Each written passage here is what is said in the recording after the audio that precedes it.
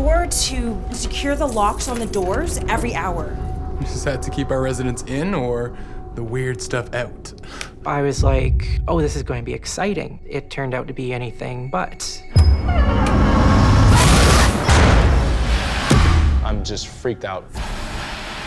This is pretty strange. We travel a secluded road. This woman appeared in front of my car.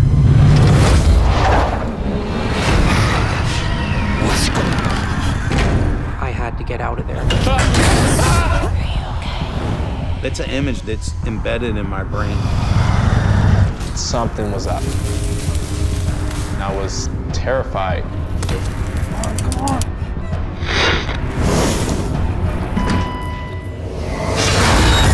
I was terrified.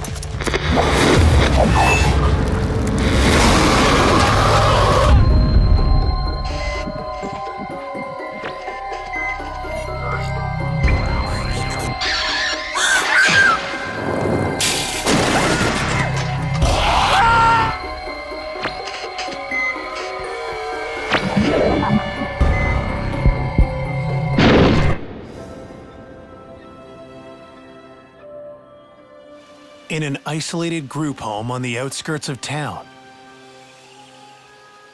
Darcy has recently started a new job. I work in group homes for adults with developmental exceptionalities. Tonight is his first graveyard shift. He will be on his own until dawn. And he is well aware that the facility is believed to be haunted. A lot of people kind of warned me before my first overnight that stuff might happen in the night. I was intrigued because I've always been so interested in the spirit realm, and so I was like, oh, this is going to be exciting. I thought this would be an exciting moment for me. Hey, Sarah. Hey. And it turned out to be anything but. It's about 10 p.m. You should get going. So be sure to do the bed checks and secure the locks on the doors every hour, including the basement. Super important. Is that to keep our residents in or the weird stuff out? My coworker, she was a bit nervous, which I found very odd.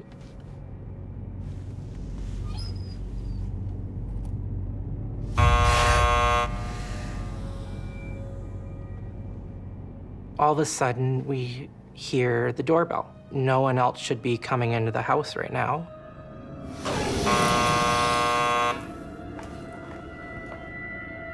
Expecting anyone? It's a little late, don't you think? It's been happening all day, Darcy. My coworker got really freaked out by this. I'll go check it out.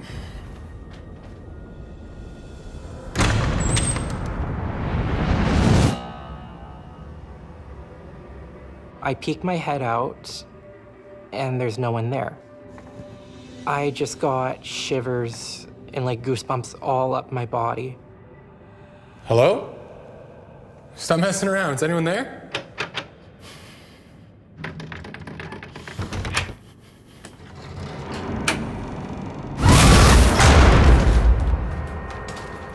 I've had enough of this day. Good luck to you tonight, Darcy. So she grabbed her stuff and took off. Oh, this had been happening to her all day. She had enough. Darcy does his first round of the night to check if the building is secure. And I was kind of a little unnerved. I'm sitting there, I'm writing out the nightly notes that I have to do. I hear our wheelchair button push.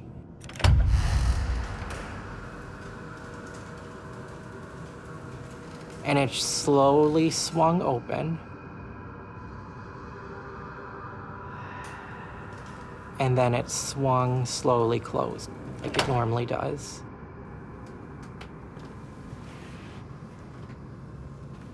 I would have tried to blame an electrical problem if I hadn't heard the button being pushed.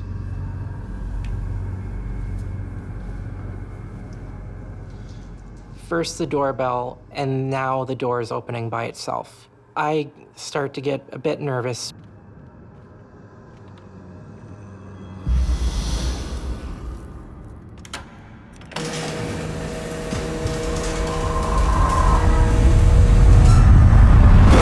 Felt like something was there. I could not see it, but I could feel it.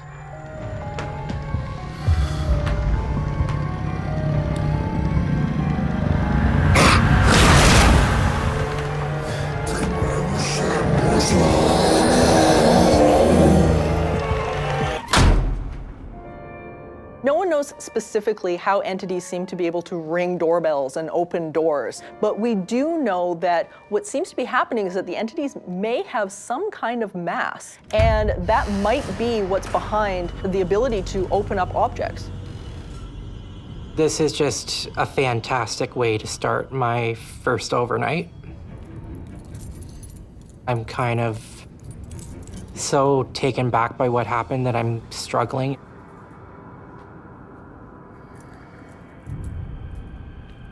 I couldn't really think straight based on those two events that just happened. Was it two coincidences, or is something going on here? I had to go down to the basement to check the locks on the doors down there.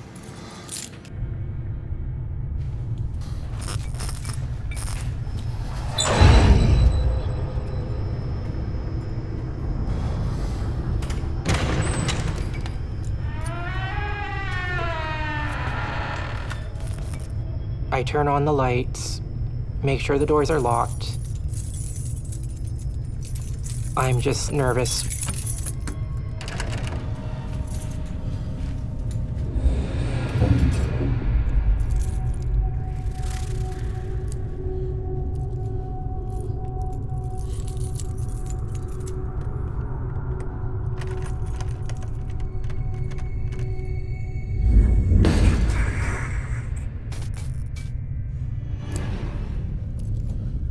I felt like something was there.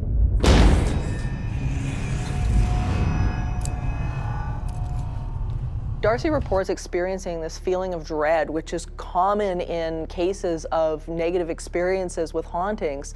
And sometimes what this can be is simply our bodies and our instincts telling us that something is wrong. And when we don't pay attention to those instincts, it can't end well for us. I was really, really scared. I had to get out of there.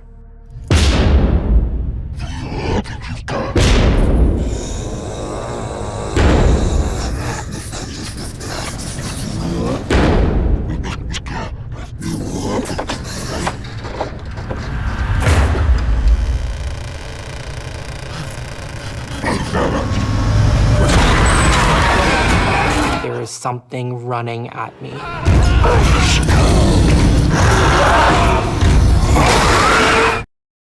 So I run up those stairs as fast as I could. I slam the door, I bolt lock it shut.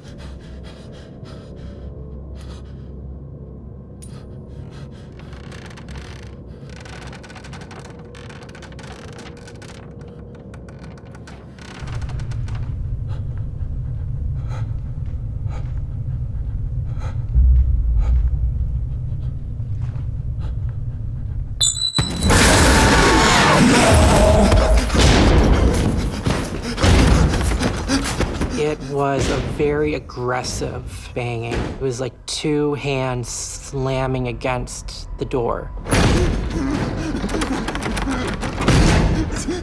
I was terrified.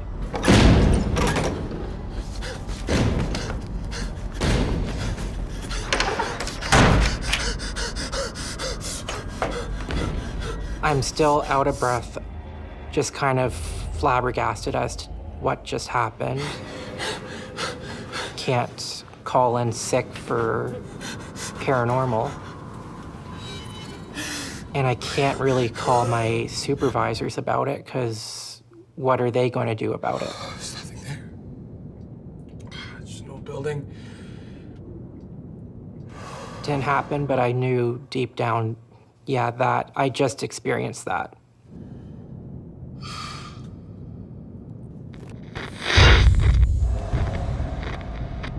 I just happened to glance over at the other computer monitor that had the camera system, and I see a man standing. Instantly think, oh, the person that I'm supporting must be up. But he's fast asleep. So now my mind is racing. Did someone break in?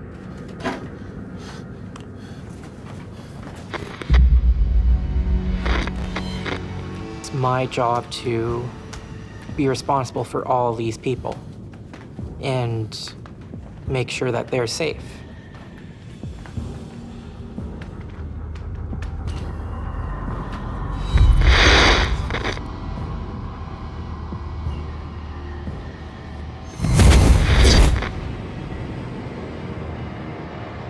All of a sudden, I just felt like there was someone or something in the room with me. And it was not happy I was there.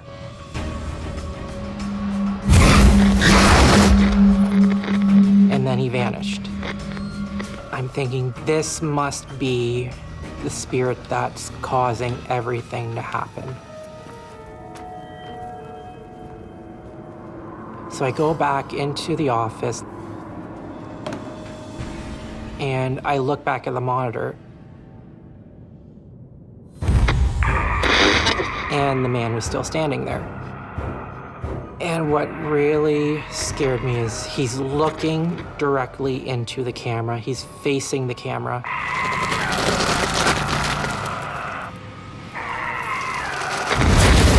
It looks like there's horns slowly growing from his head.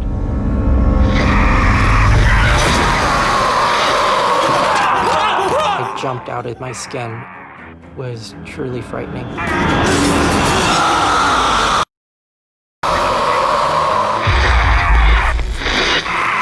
The entity that was staring back at me, it felt very evil, very, very sinister.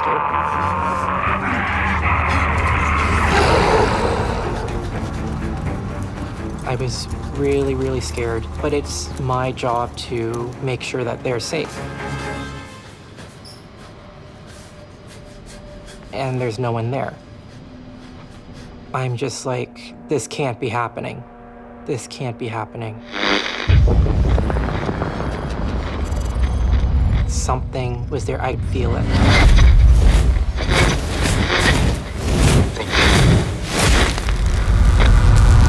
And I just ran out.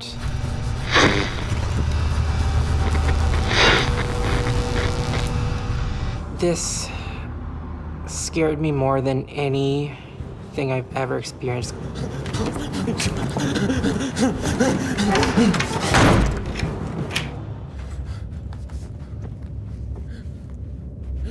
Nothing's ever happened to the people we support.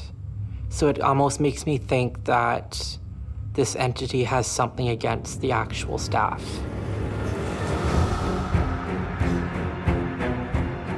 And especially me. My worst fear would be that spirit somehow coming into the locked office. I don't even want to know what it would do to me. I lock myself into that room, and I just wait for morning.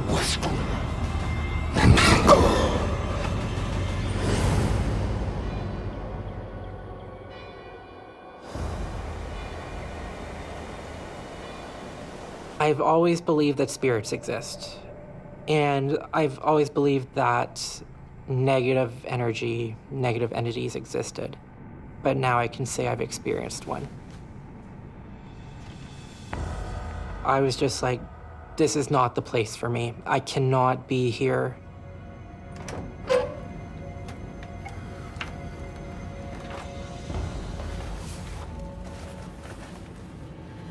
I decided never to return to that group home. Just having something torment me for just hours on hours. I cannot put myself through that.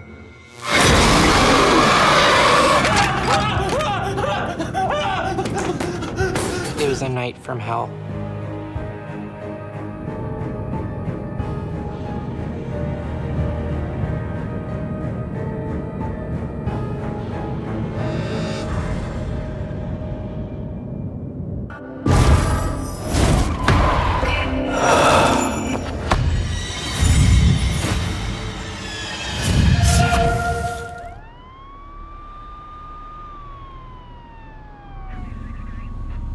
It's 2014. Police officer Ernie Atwell is working the night shift, patrolling his regular beat around a hospital. I'm in my 23rd year. I've done just about everything you could think of within the two departments I've been with. I know this sounds kind of cliche, but I like helping people. Growing up, I didn't always have everything that I wanted, and I could see the struggles that my grandparents went through raising me. So having the authority that the police have, I love helping people. The hospital has various parking lots, but one to my liking was off of the main parking lot. When you're a police officer, sometimes when you have computer work to do or things along those lines, you have to find areas that are safe, a little bit secluded, and where you can keep your train of thought together. One evening, I was sitting in one of my normal spots. It was about 2:30 in the morning. It was a nice fall evening. I had all the windows down. That way I can observe and I can hear and see everything.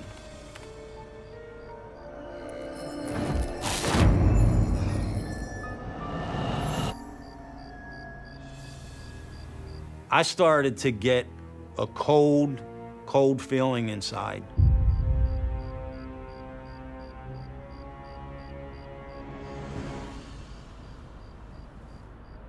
I just couldn't shake that dry burning in my chest from being startled by something that I couldn't figure out.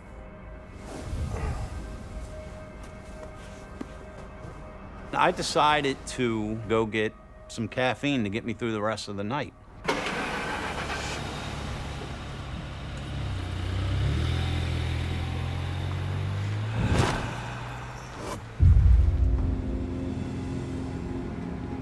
Behind the hospital is a shortcut that we travel to get from one side of the city to the other. It's a pretty much secluded road that's very windy. It's trees on both sides, and there's a bridge underpass. There's nowhere for someone to walk. It was very quiet that night. No radio transmission. There was no other cars on the road.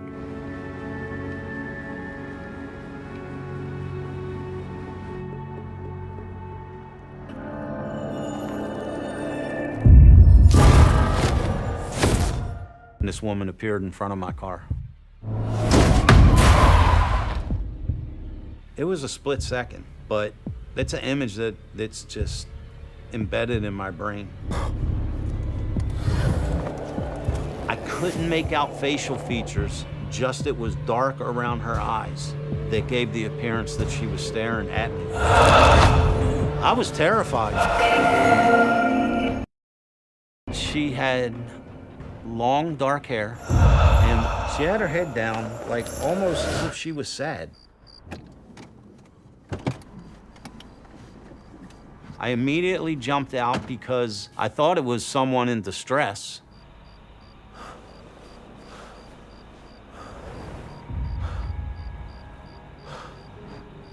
There was no one there. But there was nowhere for her to go.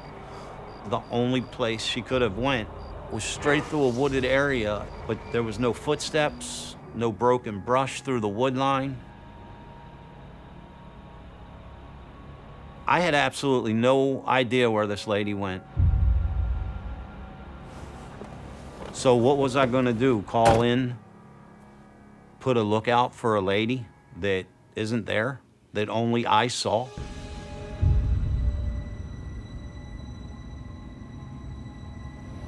I drove up and down that road about 3 more times, hoping to get a glimpse, not just of the lady, but anything that was out of the ordinary.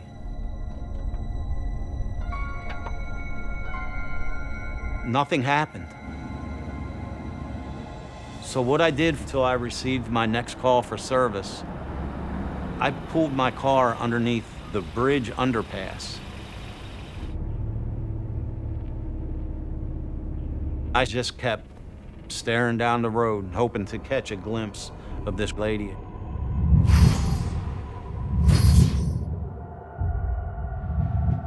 I come to the conclusion that that was a paranormal experience that I just witnessed.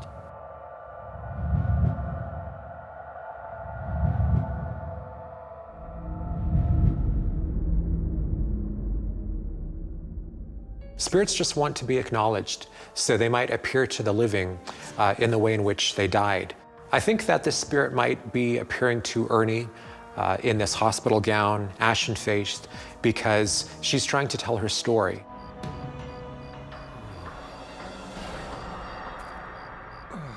At the end of my shift after seeing the lady, my cell phone rang.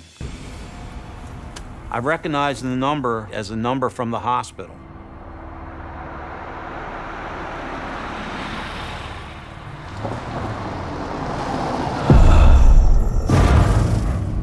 The call was coming from the security office at the hospital. Now, I've known this gentleman for quite a while. He asked me if I worked that night, and I could tell there was something in his voice that he needed to tell me.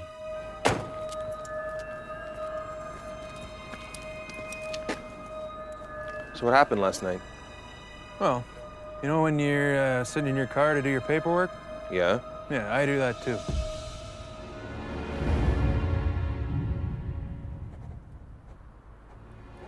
He was sitting there with his windows down. The weather was very nice. Are you okay? He heard someone speak to him. She asked if he was okay. When he looked up, there was a lady standing in front of his car. He said, I think the color of her skin was about as gray as the gown she was wearing. And she had long, dark hair. His words to me was, I don't know where she come from. No sooner he jumped out of his car, she was gone.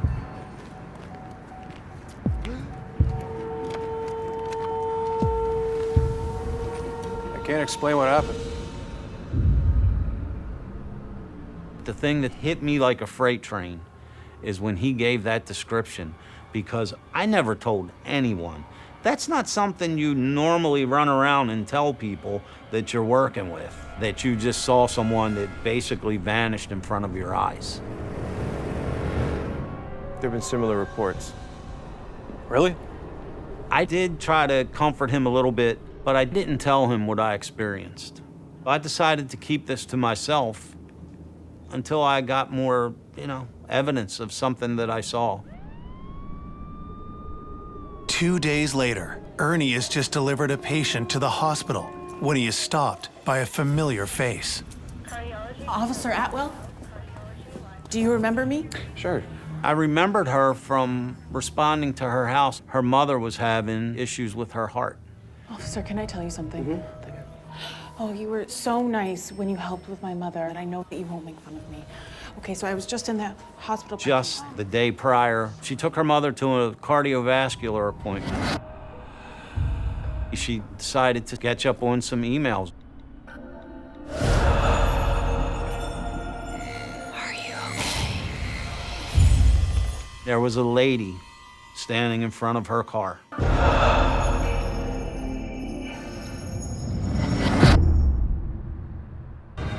the lady was gone. Based on where her car was parked, there's no human possible way someone could exit that parking lot that quickly. Like, it was like she was in black This and lady white or something, described and I jumped out of my car from see head if to she- toe what she was wearing, the complexion of her skin, even the color of her hair. Everything matched up to exactly what I saw that night on that road. I know you probably think I'm crazy. No, I believe you. I do. And now I have two different people that do not know each other. But for some reason, they're coming to me with this. Maybe this is just the way the lady is trying to get in contact with me. I was just so overwhelmed that two people saw this lady that I saw. The two people that saw her at the same exact hospital parking lot. The only difference was when I saw her on the road. But somehow I knew it centered around the hospital.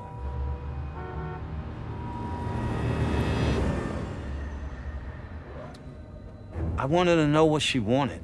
So I had my digital camera, and I decided to go back to the bridge underpass. As I passed where I originally saw this lady, my flashlight sitting beside me came on all by itself. So I immediately stopped my car. I took out my digital camera and I took a series of photos.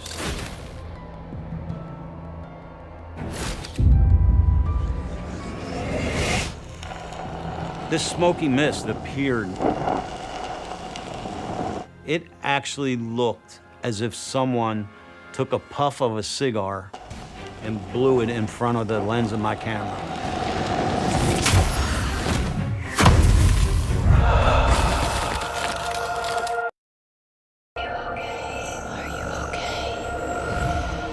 And it hit me like a freight train. I think I know who you are. I remember a few years prior, a lady took her own life by jumping off that bridge that I was backed up under. Maybe she was the person that took her own life from that bridge. The gray lady maybe was trying to let me see her again, to give me some sort of message.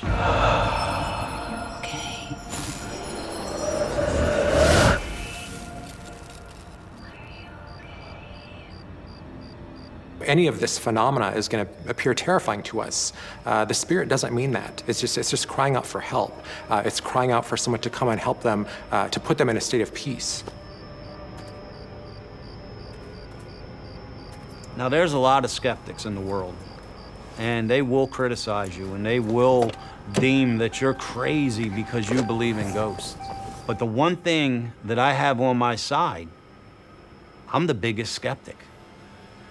You can be a skeptic and still believe. Just like police work, you have to have that evidence. You have to have that beyond a reasonable doubt.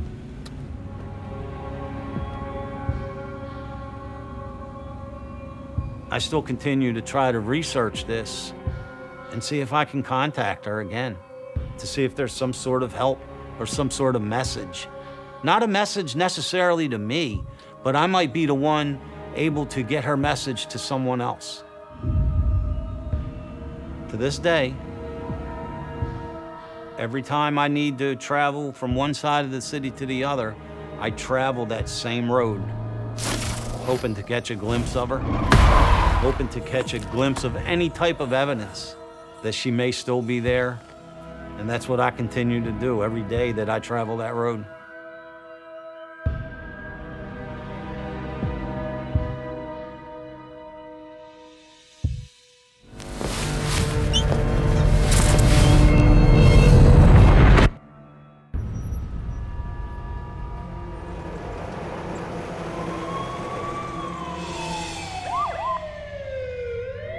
Dr. Nordoff, 331. Dr. Nordoff? 17-year-old high school basketball player Leston Campbell has just been rushed to hospital by his mother. I was at a practice, and all of a sudden I felt strong chest pain. and it lingered from my stomach, chest area, and then all the way around to my back area. I'm assuming that maybe it's just an injury, maybe I probably got hit wrong playing basketball. I was thinking that, oh, this could be the end of my basketball career. I'm young, and I'm just like, I haven't done anything yet. Hang on, baby. We're gonna get some help. Dr. Rose, code blue. As soon as we go straight into the doors, I feel a breath of air just comes in and chills crawl up me.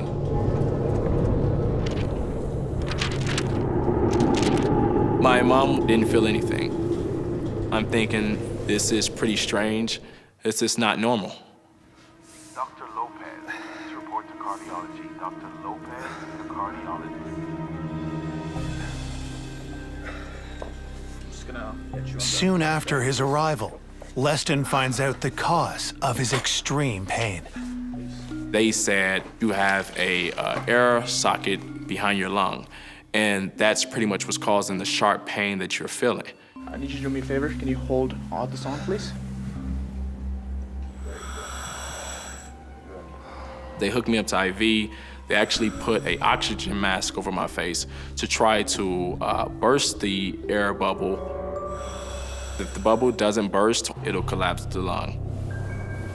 They wanted to keep me in the hospital for the night to see if it will progress. And if it progressed, then that's when they will have to do the surgery. When visiting hours are over, Leston's mom must leave for the night.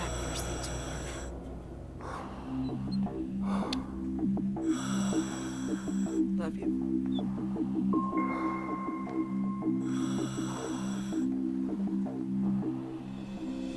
I'm just laying there with the oxygen mask over my face and then IV stuck in my arm and in the worst pain possible. And the worst part was that I was completely alone.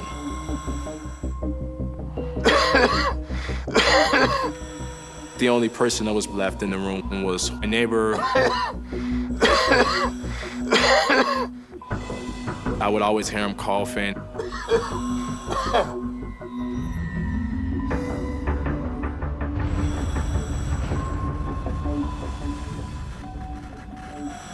Later that night, my stomach started giving me issues, started irritating me.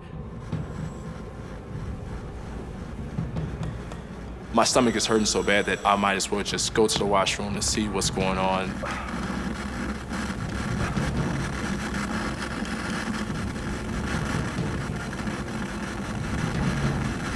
I did notice that my neighbor's TV was on. So I said, well, let me do this guy a favor and just turn it off so that he doesn't wake up.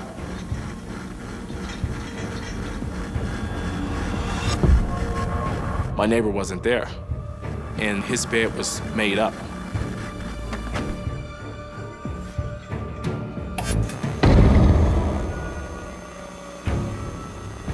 I'm nervous. This is out of the ordinary. This is pretty strange, and I wanted to get out of this.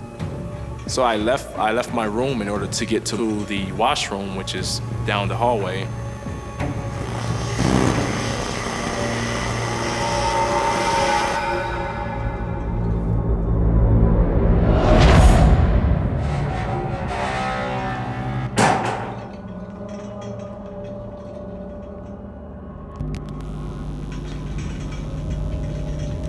When I did go into the washroom, there were flickering on lights.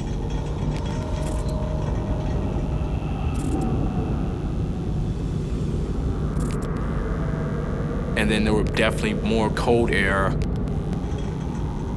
All of the hairs on my arms and my back were just standing up.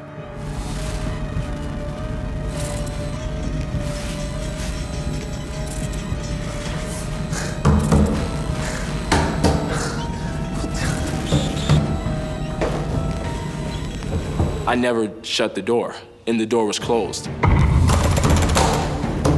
The door didn't open. I'm just freaked out. And it was very terrifying. I was very afraid.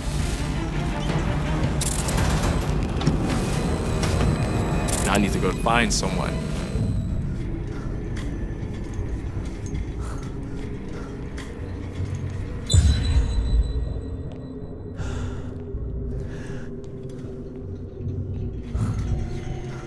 There is no one at the nurses' station.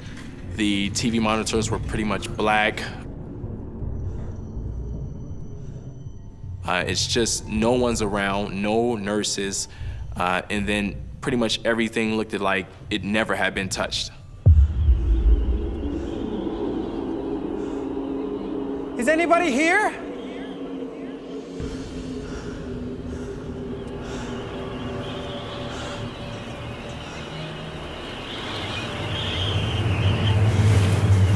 I start to get that feeling of that cold air again.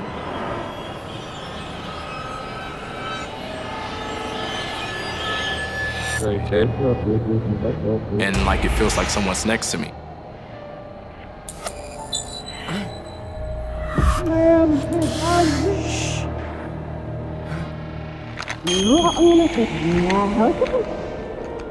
I'm just freaked out, and I'm scared and terrified.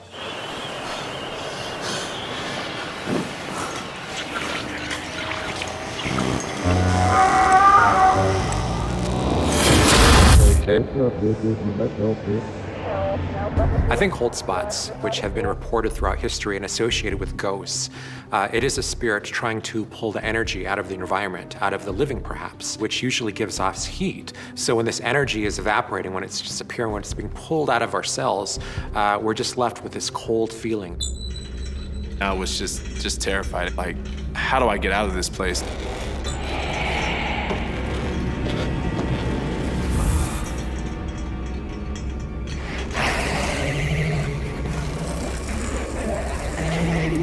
My heart is pumping, my adrenaline is rushing. Maybe I can just get to another floor that's just normal.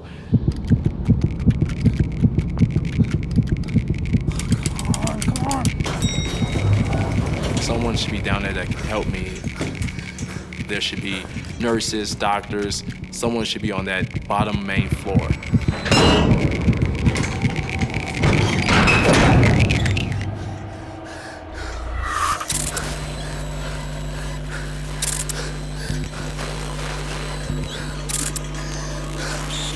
I was pretty much scared that I wouldn't make it out. I wouldn't make it back safe.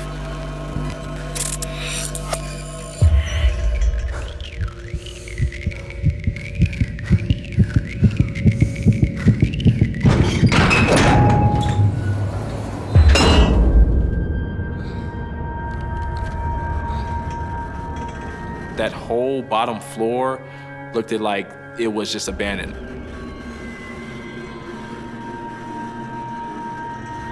Everything was just gone. Papers were just all over the floor.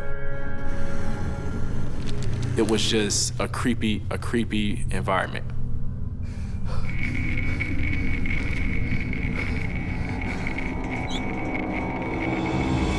Something was up. Something was very up. I'm thinking that, oh, well, maybe it could be a dream, but this dream is too vivid. This is too vivid, too much has happened. This is real.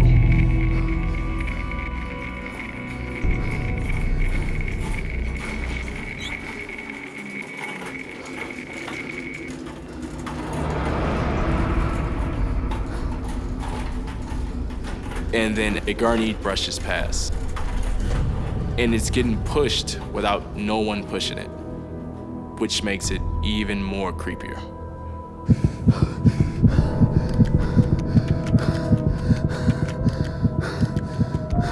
It's not just like a ghost. It's like you're in a whole nother dimension. Like it's a whole nother world where this is pretty much happening, and then I'm able to see it, and I'm able to feel it.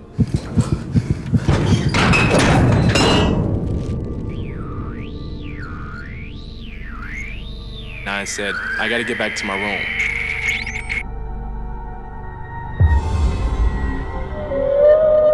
As I'm running to my room, it felt like I'm running slow. I feel like it's pretty much slow motion. And I'm just looking around and no one's there. I was pretty much scared that I wouldn't make it out. I was scared that I wouldn't make it out of this world or this dimension that I was in. I was terrified. I figured, well, you know, no one can help me at this point. No one. There might have been a spirit portal nearby. Allow Gleston to see the comings and goings of our dimension to the other dimension. There are reports of people who enter places that are so saturated with electromagnetic energy that they're able to see things and perceive things that other people cannot. Might have been able to see, peer into the spirit world, peer through the veil. He might have been seeing what they were seeing, what their world looked like, the comings and goings of these spirits between dimensions, this world superimposed over our physical realm.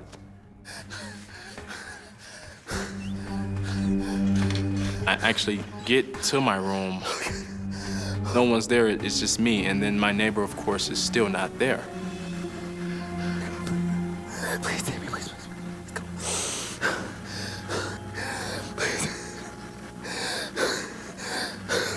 I'm just holding my hands, and I'm pretty much praying to myself that hopefully this goes away. Hopefully, you know, this all would just be back normal again. I just stayed like that, just sitting in my bed and just hoping nothing comes in and nothing bothers me. I eventually fell asleep.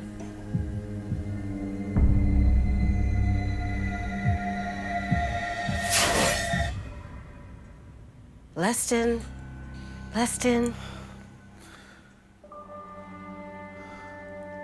How's my brave man doing this morning? I woke up at about, I want to say 7:30, 8 o'clock in the morning, and I look around, and of course, the whole hospital is lit up. I did hear my neighbor, and of course, he was coughing. It was so crazy because after that night, my main focus wasn't even the surgery. My main focus was just wake up and to see that everything goes back to normal. How did you sleep last night? I held it in and kept it a secret. I wouldn't know how to explain it to anyone because the whole night before was just terrifying. I slept fine. Great news. The air bubble has cleared up. Your tests show that. You don't need to have surgery anymore.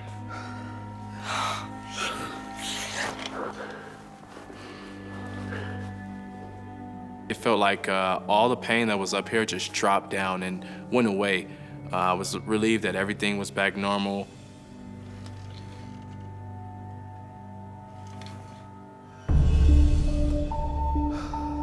It changed my life because now it brings me with an open mindset. It makes me understand that a lot of things out there is unexplainable. It's a whole nother dimension as far as paranormal world. It's out there, and I believe that it lives within our world as well. It's a connection between the two.